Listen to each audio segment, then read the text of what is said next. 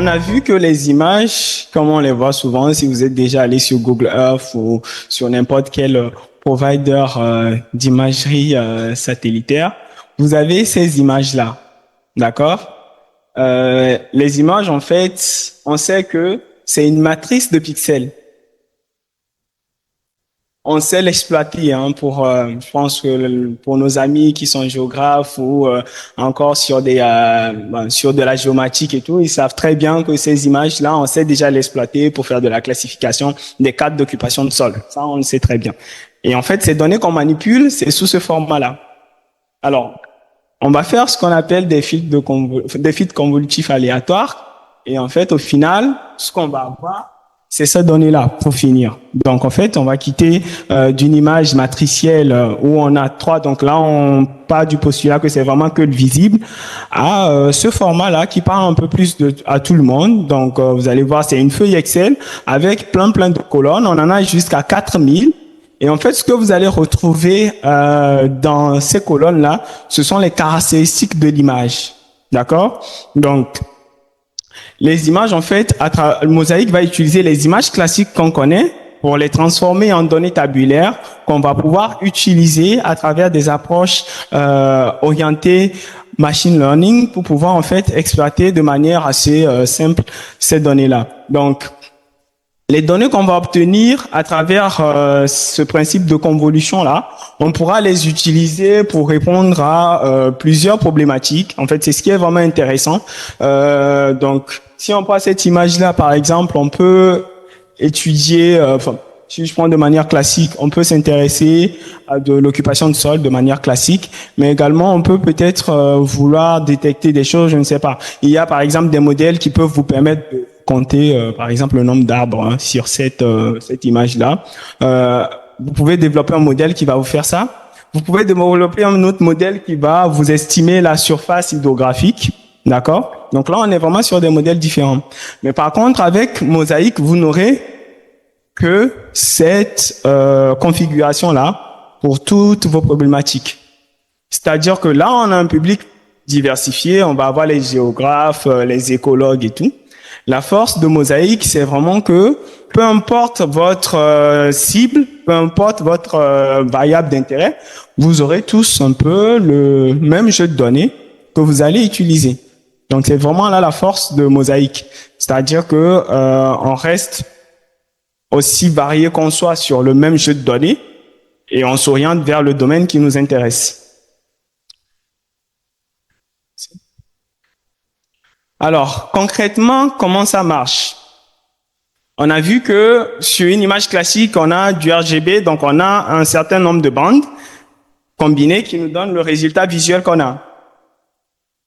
Et Mosaic, on va avoir ce qu'on appelle des feuilles, c'est une table classique, on va avoir près de 4000, d'accord, 4000 colonnes qui vont nous, du coup, donner ces informations-là. Mais finalement, comment on arrive à avoir ces 4000 colonnes-là? De quoi c'est constitué? Donc, voilà un peu le procédé qu'on a. Donc, si on prend cette image-là, on est d'accord qu'on a minimum 3 configurations. Donc, on va avoir en fait tout ce qui est végétation ici. Donc là, c'est plutôt une route. Et là, c'est une surface hydrographique. Donc, ce qu'on va faire, c'est que dans cette image-là, on va prendre des patchs, d'accord? Donc, les patchs, c'est en gros des samples des portions de l'image. Et en fait, on va faire ce qu'on appelle une convolution. D'accord? Alors, la convolution, c'est simple, c'est qu'on va prendre ce patch-là avec une matrice, d'accord? Qu'on va faire passer sur cette image-là. Et en fonction de la zone où on se trouve, on va avoir de l'activation. Donc, vous pouvez prendre ça de manière assez classique, comme on se dit qu'on va compter, en fait.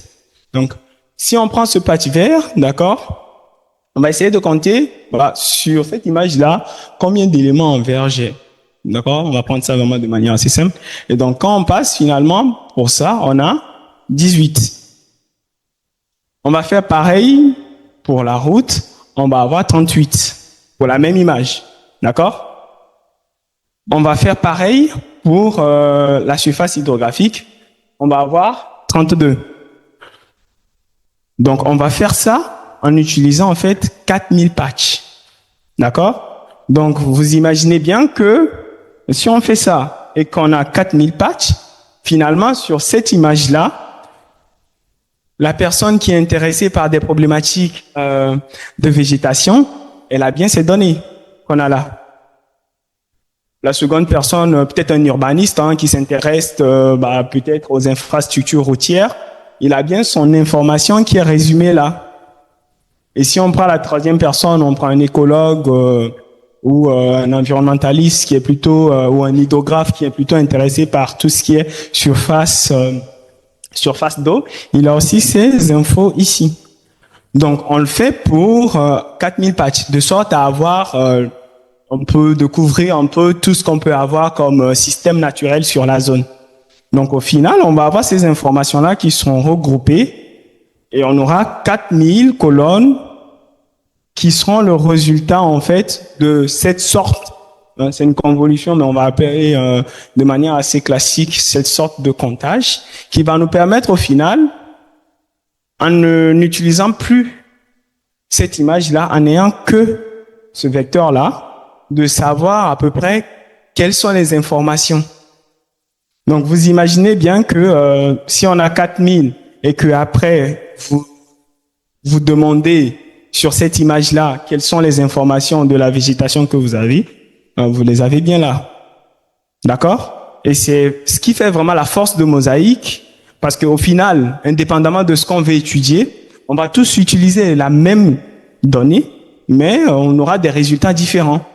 C'est un peu comme finalement on nous dit, ok, d'accord, dans cette zone-là, voici le vecteur qu'on a. La personne qui s'intéresse à tout ce qui est végétation, il verra l'activation qui est moindre. Donc, intuitivement, il y a moins de végétation là que de surface hydrographique que de route. D'accord? Donc, on en revient à la problématique de, par exemple, l'occupation de sol. Vous voyez comment tout de suite, on peut avoir cette information. D'accord?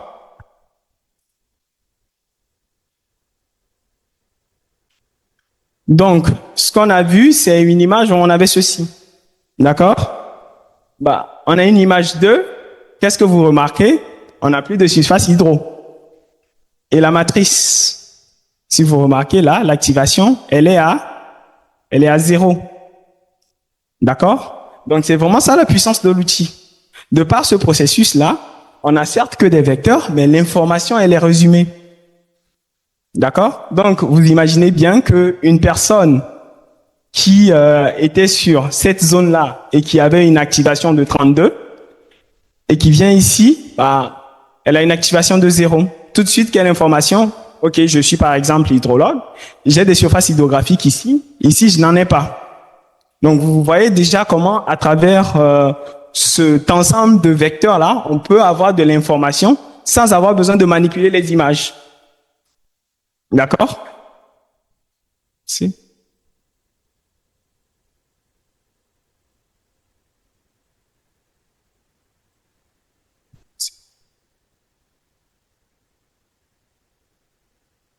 Donc, vous allez voir,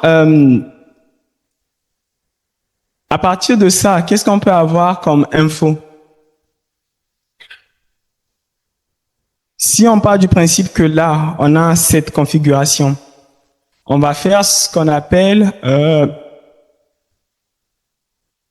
une régression assez classique. Si on se dit que, ok, d'accord, ici, dans cette configuration-là, on a compté combien de forêts on en a combien d'arbres, plutôt on en a 8. D'accord? Là, vraiment, on est sur une problématique de régression. Donc là, on en a 8. On a cette configuration-là. Donc, quand on sera ici et qu'on aura ça comme vecteur, si on se demande sur cette image-là combien d'arbres on est d'accord, le calcul, il se fait assez rapidement. Donc, 4, notre target, il était à 8. Là, on est à 2. Donc, en fait, c'est ça vraiment la force de Mosaïque. De se dire que, ok, d'accord, au final, que je sois économiste, que je sois environnementaliste, que je sois géographe, je n'ai plus besoin d'aller vers des images, faire des traitements avant de pouvoir extraire de l'information à travers cette image-là. Au final, je peux juste utiliser une matrice de données, peu importe mon domaine, peu importe ma cible, associer des des variables d'intérêt. En gros, on va dire ce sont les labels. C'est-à-dire que même si à cette image-là, on sait à peu près combien d'activation on a, il faudrait quand même qu'on puisse apporter notre variable d'intérêt. Donc là, on est sur de la forêt. Et une fois qu'on fait cette association-là, on est capable de dire sur une autre image, donc là, on va le considérer comme étant un autre vecteur. Et savoir sur cette zone-là, combien d'arbres on a. D'accord? Donc, c'est vraiment ça la force de Mosaïque, de se dire, OK, d'accord. Bon, bah, finalement, pour utiliser, extraire de l'information à travers l'image, c'est coûteux. Il faut avoir des connaissances techniques. Il faut avoir des machines. Finalement, je n'ai plus besoin d'avoir ces images-là parce que j'ai l'information qui est résumée dans un vecteur. Et au final, je peux juste manipuler ce vecteur-là pour faire ce que je veux comme étude ou comme application. Donc, vraiment, c'est ça la force de Mosaïque, de se dire qu'on peut mettre les images de côté, utiliser un vecteur et quand même manipuler de l'information.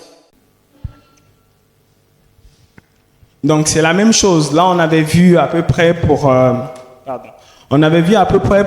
tout ce qui est arbre, c'est la même chose. C'est-à-dire qu'on part toujours du même vecteur et la personne qui est, par exemple, intéressée par les infrastructures routières peut également utiliser ce même vecteur-là pour savoir sur cette nouvelle image combien de surface il a qui est couverte par des surfaces, par des infrastructures routières. D'accord? Donc, c'est vraiment ça la force de Mosaïque, de se dire que, OK, finalement, on a un vecteur qui parle à tout le monde. Qu'on soit géographe, qu'on soit urbaniste, on va utiliser les mêmes données qui sont en fait un résumé. En fait, il faut le voir comme le résumé de l'image en vecteur. D'accord? Au lieu de voir visuellement. C'est ce qu'on voit visuellement qui est résumé dans ce vecteur-là. D'accord? Et également, ça va être la même chose pour celui qui s'intéresse à tout ce qui est surface hydrographique. Donc, si là, on voit bien qu'il en avait, on avait 12 l'activation. Là, on n'en a plus. On est à 0. D'accord? Donc, c'est ça vraiment la force de cet outil-là. C'est dire que, finalement, on n'aura qu'une seule matrice qui va résumer l'information de la zone. Et au final, on pourra utiliser cette matrice-là comme base, entraîner des modèles et faire de la prédiction sur d'autres zones. D'accord? Donc, alors, là, on a dit qu'on transformait de l'image en information vectorielle. Comment ça se passe concrètement? Donc, en fait, c'est ce qu'on va avoir à la base. Donc là, on va avoir un certain nombre d'images, d'accord? Donc, on va supposer que là, c'est des diverses zones du Togo.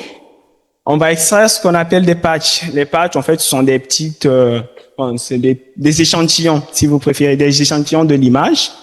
Et en fait, on va faire ce qu'on appelle la convolution des patchs sur chaque image, d'accord? Donc, si je prends ce patch-là, on va faire la convolution. On va faire la même chose, en fait, pour sur toutes les images avec tous les patchs. Et en fait, on va avoir ce qu'on appelle une carte d'activation. On va moyenner sur les pixels et on va avoir le fameux vecteur qu'on utilise à la fin. Donc, au final, ce qui fait qu'on arrive à avoir autant l'information sur de la végétation, sur des surfaces urbanisées ou encore sur des surfaces hydrographiques, ce sont ces patchs-là. Parce que ces patchs-là qui sont des échantillons vont en fait couvrir la plupart des systèmes naturels qu'on a.